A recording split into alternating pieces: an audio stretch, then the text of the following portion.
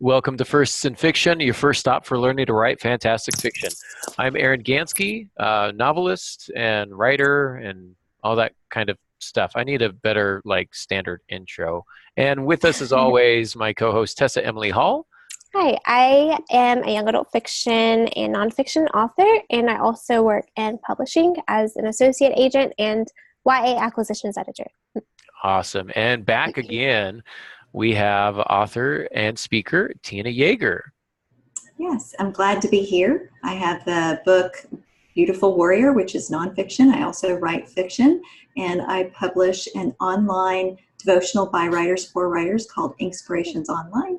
And I'm also newly a podcast host of Flourishment, which is flourish-MEANT,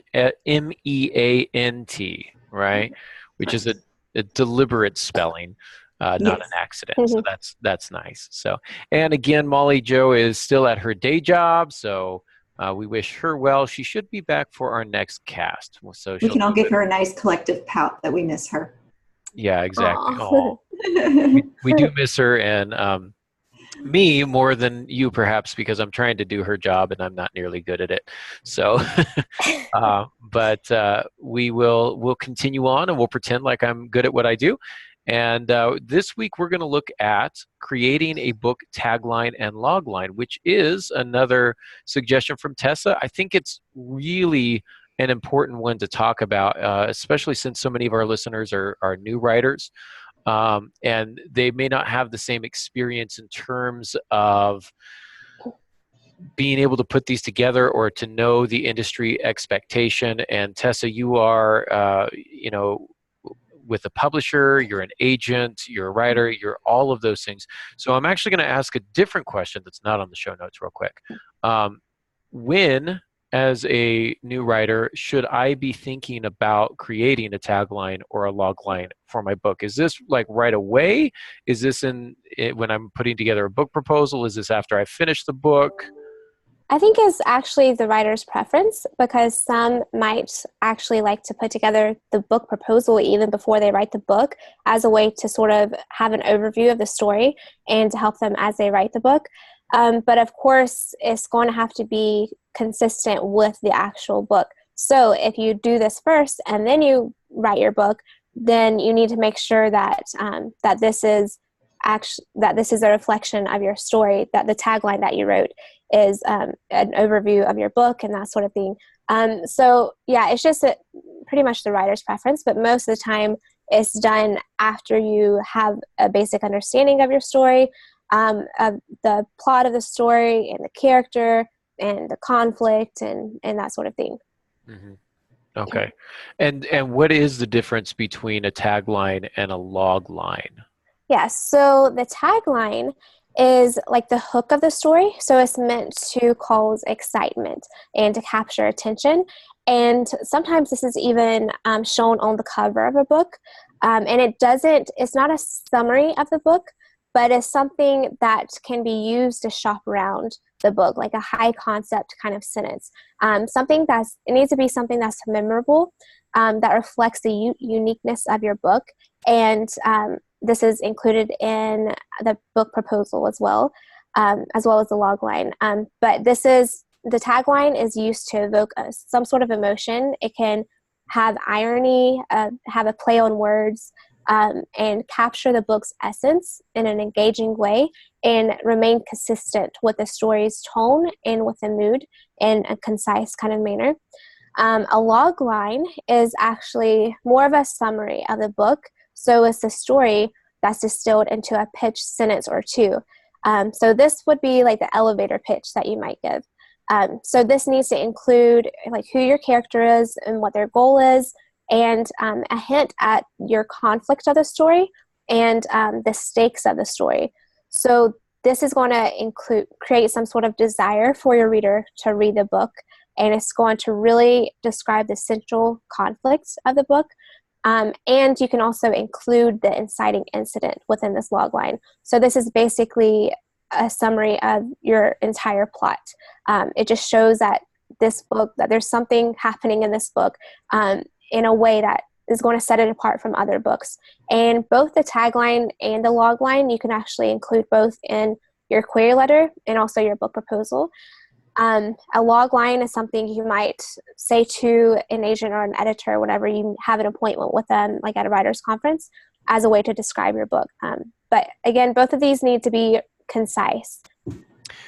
So I'm hearing that the tagline is more concept driven, Right. more hook driven, whereas the logline is more informational driven. Is that accurate?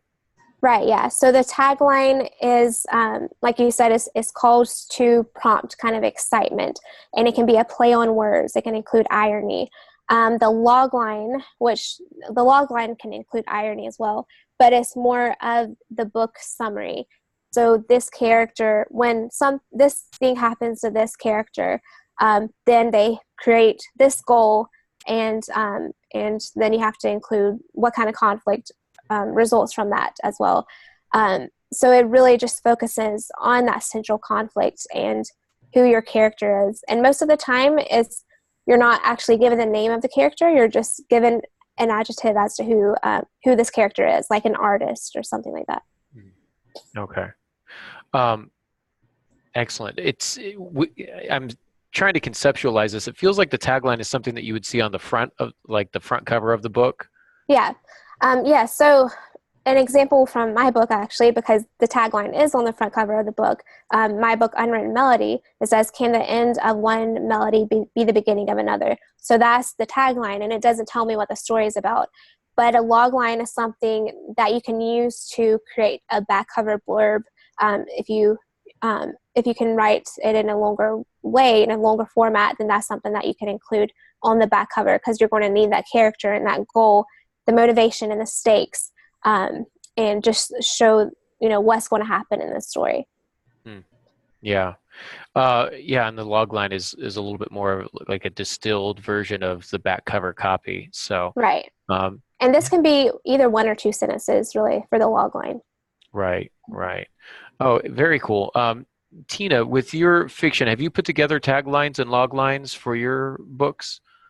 If I'm understanding the way she's describing them correctly, I think they're integral parts of your book proposals and your one sheets that you create for your book. Is that what you're talking about? So yes, I did have to do those for those, and I also had to do them when my agent was pitching them for some cataloging listings that they were pitching movie rights and things like that. So those are some things to think about. If you're going to pitch to Hollywood for this to become a screenplay and to get movie rights, you need to know those so that you can get it to go there. And that's expanding the potential of your story. Yeah, think about when you're browsing through Netflix or something, you're looking at all the different movies. Usually they include a logline, what that story is about. And yeah, movies, definitely you have to have a logline for when you're pitching movies and stuff. Yeah, and like in that example with Netflix, you're going to have, I think, both the tagline and the logline. And the tagline's going to be more upfront, and the logline's going to give you a little bit more information. So the tagline is what's going to hook you. The logline is going to be more the explanation of, okay, I've got your interest, now here's what I'm delivering to you. So it kind of orients the reader expectation.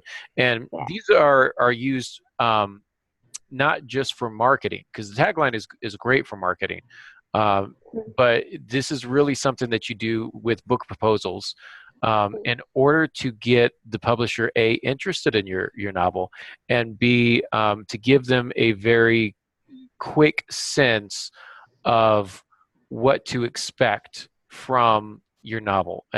Publishers are very busy. They don't have a ton of time. They've got 100,000 different books that they're supposed to be looking at and either rejecting or accepting. And so these are a way of giving them the necessary information and the necessary mood and tone of your story, so that they don't have to sit there and read 17 chapters to try and figure out if they like you or not.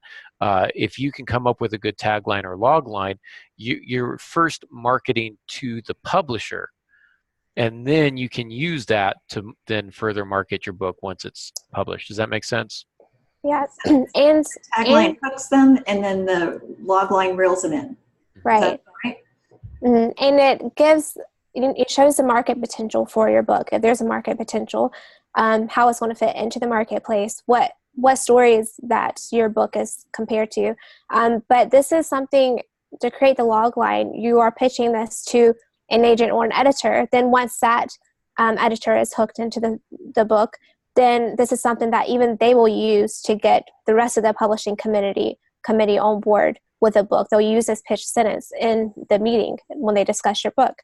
So this is why it's very important that you create one that can really give an overview of your book in a way that would make entice people to want to read your story.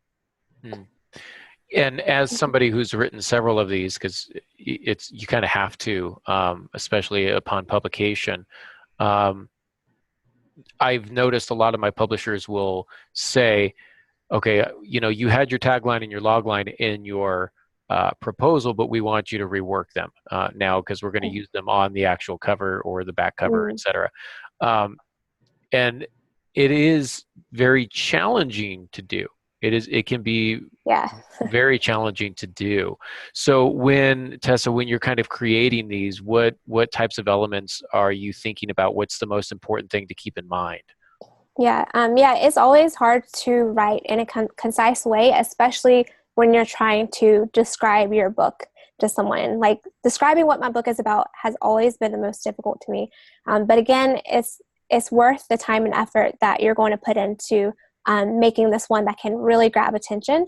So as you craft both the logline and the tagline for your book, you want to make sure that you understand the overall impression that your story is going to create for your readers, and write your tagline and logline in a way that's going to reflect that, and also reflect, the emotion and the mood of the book that you want your readers to have as they read the story.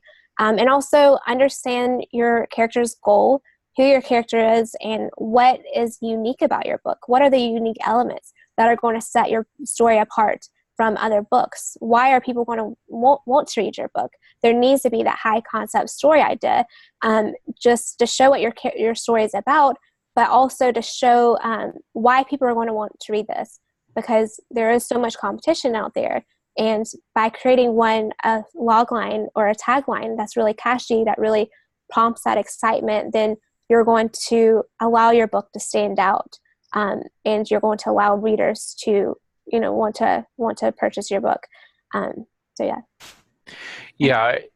Go ahead, Tina. I was just going to say, for new writers, the word high concept can be very confusing. Can you go elaborate on that just a little bit? Because I know that high concept, in my opinion, it just basically means it's not old hat, it's not a stereotype, it's not a template. It's something that takes a story to a new level that's fresh and brand new and has never been seen before. Would that be how you describe that? Yeah, pretty much. And this is something, again, that editors and agents are looking for, because there are so many overdone stories and cliche storylines. And so now they're looking for books that they can introduce to readers that bring something new to the table in a way that's really creative.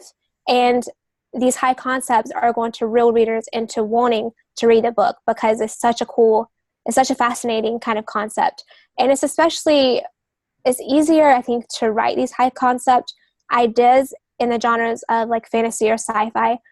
Sometimes it might be a little bit harder just with contemporary stories. So if you do write contemporary, just try to find that unique angle that your book can bring and really highlight that. Yeah. The brevity is key. As somebody who has done acquiring for a couple different publishing houses, sitting down when people pitch their story ideas to me, it can be somewhat daunting, because it's, tell me about your story. Well, it's about a woman. Oh, okay. All right. Yeah. So 60 seconds, and I know the gender of your protagonist, and she's 64 years old. Okay. And so they want to give me the entire history of the character. That's not what we're looking for here. With the tagline, like you say, it's the concept. It's, with Hand of Adonai, be careful what you create, it might kill you. With the log line, it's simply four teens are magically transported into a world that they've created, and now must find a way to get back home before they die, or whatever the case may be. Right. So I'm just kind of focusing on the large overarching plot structure, the central conflict. The log line's not going to be super interesting all the time. Like, it's the interest is going to come from the concept, again, from the plot. It's not going to be, I'm not putting in a ton of detail and imagery. I'm not writing a paragraph here. I'm just writing just the necessary information. You were talking about contemporary novels being a little bit harder because in terms of concept, right? And And that's what I found. yeah, I've got to kind of show you, what's it called? Remember Me Like This by Brett Anthony Johnston is a contemporary literary novel. You guys, if you've listened to the podcast at all, you've probably heard me talk about Brett Anthony Johnston about 100,000 times. But it's fascinating. What it is it's about a family whose son, I think it's the older son, they've got two boys. The older son was abducted, was kidnapped. And he was gone for, I can't remember how long. It's about 2 or 3 years. The interesting concept is that the book is not about his disappearance. The book is about his reappearance.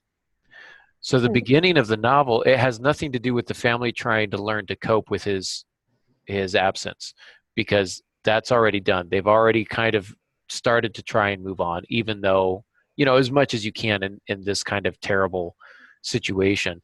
The story is about them readjusting to him after they've readjusted to him being gone, and what that looks like and how it affects them, and it really gets in deep to the mom's perspective, the dad's perspective, stuff like that. So that the thing that's interesting about that is not the disappearance of a child, because that's been written about a million times. It's really about the reappearance of a child, which is kind of a new take on that type of a novel, if that makes sense. Yeah. So try to find that unique angle that your story brings. If you do write contemporary fiction, just really hone in on that, whatever unique elements, and show how your book fits into the industry, into the genre expectations, in a way that brings something fresh for the readers. Yeah. Take that unique concept and ask a what if question, which is that bring us back to play kind of moment as a writer, asking the what if, how would, those kinds of questions, that deep burning literary question, that'll help you create a tagline. Yeah.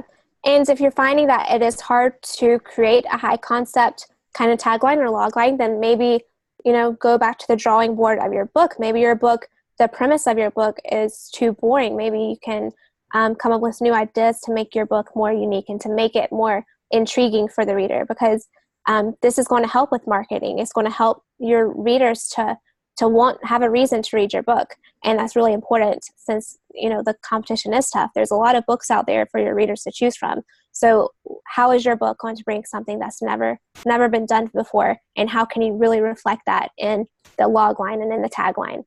And just to give some examples real quick, and these two taglines really focus on the high concept of the book. And both of these books are, I'll go with the first one. The first one is speculative fiction, and it's Rooms by James L. Rubart. And it says, "What would you find if you walked into the rooms of your soul?"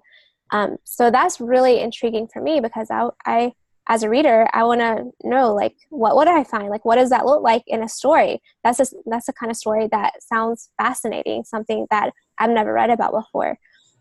So that would definitely be considered high concept. And then the next book is a YA sci-fi dystopian kind of book. And it's A Time to Die by Nadine Brandeis. It says, "How would you live if you knew the day that you'd die?" And that's also an interesting question, and it's one that I'd love to know the answer to. So that's a sentence that would really grab my attention and make me be compelled to read the book to see what happens. Yeah. And when you're thinking of this, when you're thinking of these taglines and stuff, and you're writing in a genre that's well established, this is going to sound awkward, but you want to think of buts. Now, I will continue because that sounds awful and awkward. But you can spin something. It's a romance, but here's how it's different than the others. Okay, it's a Right. fantasy, but it's more like this. I'm going to write a sci-fi, but it's more like this and that. So thinking of that, like what's going to make your book different than everything else that's in that particular genre? That's going to be a little more. It's going to give you a little more interest from publishers, especially, but also from readers. So, how is it different? Heart's Song, which I wrote with Cindy Sproles. It's a romance, but it's written in letters, and it's told from the perspective. It's like got a strong male perspective who's a rock star. So that wouldn't necessarily be my tagline. My tagline would be something else, but that would be, I guess, more like a log line, if you will. So, Tessa, do you have examples of log lines? Yeah, just to show the difference between a tagline and a log line. So the first one is Hunger Games, of course, by Suzanne Collins. And it's that, and this, again, the log line is centered on actually what happens in the story. So the overall overview of the story. And it says, set in a future where the Capitol selects a boy and a girl from the 12 districts to fight to the death on live television, Katniss Everdeen volunteers to take her younger sister's place for the latest match. So this shows us who the main character is, where the book is set, and what could possibly be at stake in a way that shows the potential conflict, and also it shows the inciting incident, which is her volunteering to take her sister's place. And then another log line is from the movie Napoleon Dynamite, which I love that movie. And it's a listless and alienated teenager decides to help his new friend win the class presidency in their small Western high school, all while he must deal with his bizarre family life back at home. So again, that just shows us who the character is, the main character. And this one, they don't include the name, which most of the time you want to try to stay away from including the name and just say what they said is a listless and alienated teenager. And that just shows who your character is. And then decides to help his new friend win the class presidency. So basically, what the story is going to be centered on and where it's set. So in their small Western high school, and then a little hint of conflict, all while he must deal with his bizarre family life back at home.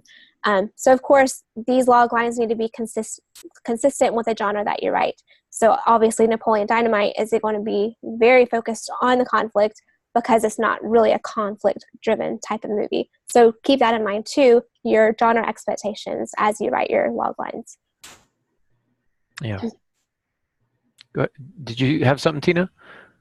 No, that sounds like it's really right on. You just say the who and the conflict and maybe even the literary question that your book is answering or directing the reader to answer. So I would suggest a couple of things since I'm always advocating like analysis and study. Find other taglines from other novels. Go to the bookstore if they're still around and open. Or spend some time on Amazon and look at those taglines and see if you can craft something similar. See how they do it, pull it apart.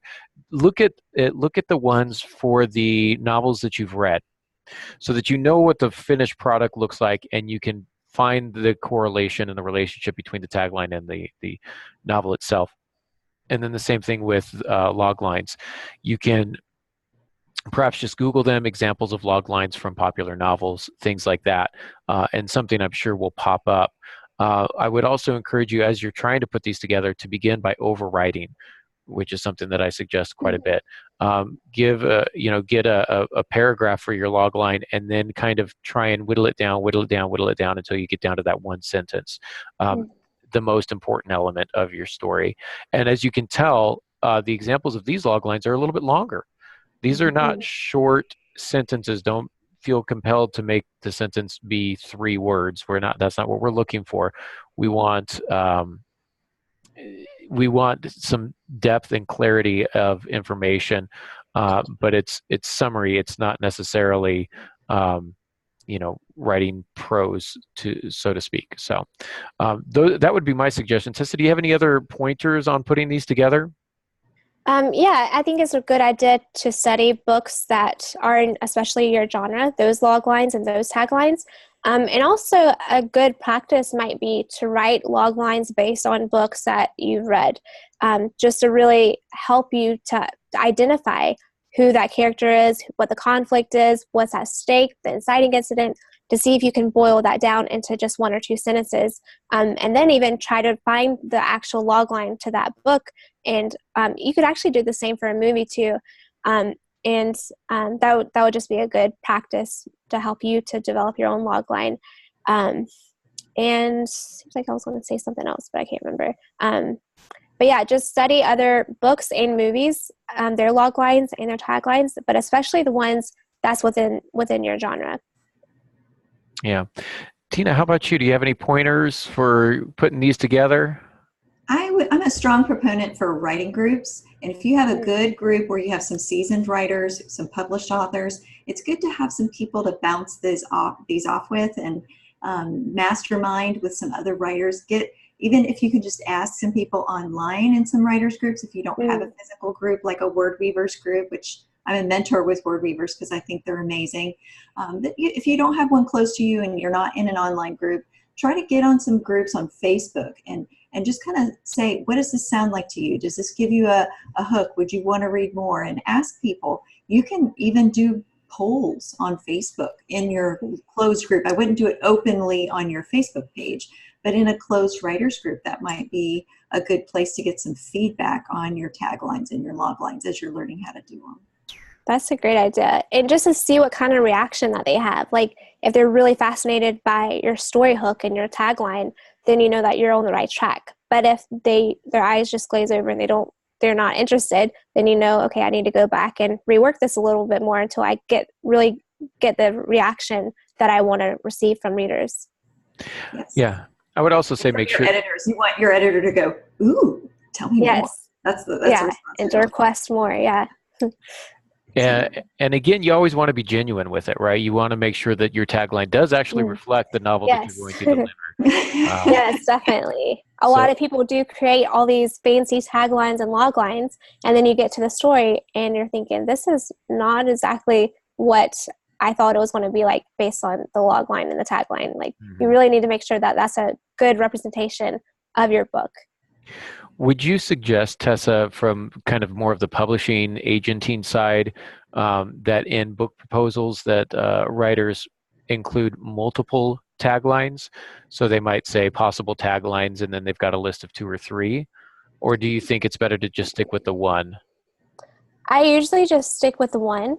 I wouldn't care if I saw a book proposal that had multiple, but for me, like I even, with Unwritten Melody, I had a couple of taglines and I just had to find one that I really thought represented the story well.